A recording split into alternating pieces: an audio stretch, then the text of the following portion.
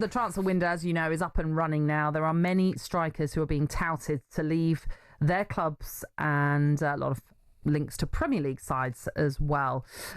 Benjamin Sesko is one that's been linked with Arsenal. He's playing for RB Leipzig currently, and talkSPORT understands that Arsenal have stepped up their interest in him. 13 goals in 33 Bundesliga games last season then for RB Leipzig. I mean, is he the final piece of the jigsaw for Arsenal to maybe next season being the final title-winning season that they've been hoping for? Well, he's a handful. He's quick. He's great on one-on-ones. He's had some indifferent times in his career. I don't think he'll get the numbers that Gyokeres gets.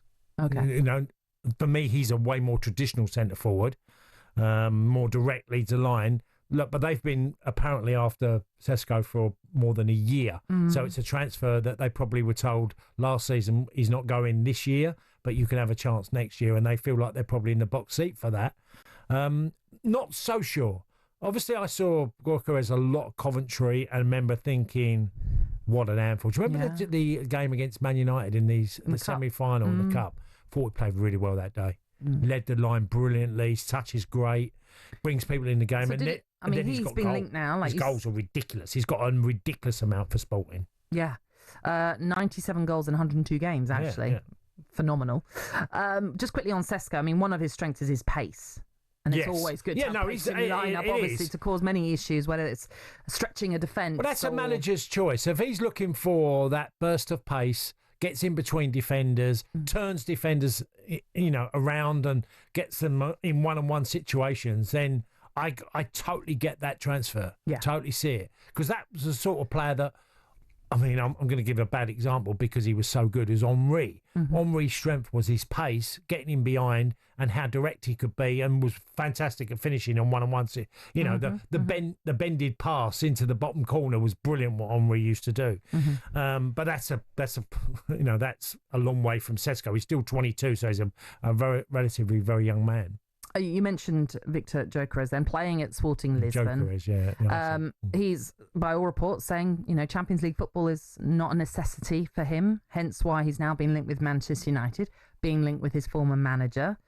It kind of makes sense that you'd want to work with someone that you feel brought the best out of you at times. Have you asked Amorim, who obviously had a hell of a relationship and his goals were pivotal to Sporting, does he fit the system? Of course he does. He already knows he fits it. And if Gyokeres has obviously said, I'm not worried, bringing Manchester United to the table.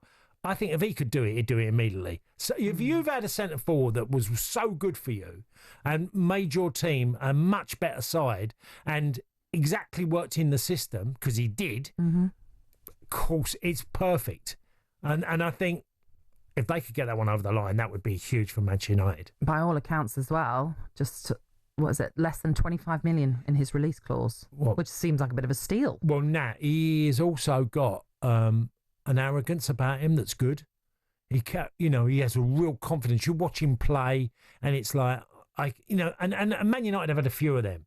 They had the Cantona type, them type of players that just excel. And I think it would be a massive signing. From where they are with Højlund, and I feel for him because he just works his socks off, and I love all that side. He's never thrown in the towel, but we're talking about quality as well here with goal scoring. But he's still quite young, Højlund, no? I mean, he is, but I don't... Can you just not see any quality that he can improve on to become a better striker in the Premier League? Well, I said that I love the desire that he's got to keep going, and things have gone against him. He's been in a poor Man United team, and I feel for him in all them ways. And he's had wingers that are not creating for him as well, that, are prepared to jink and go one way and go the other, but not really giving him enough opportunity to score goals.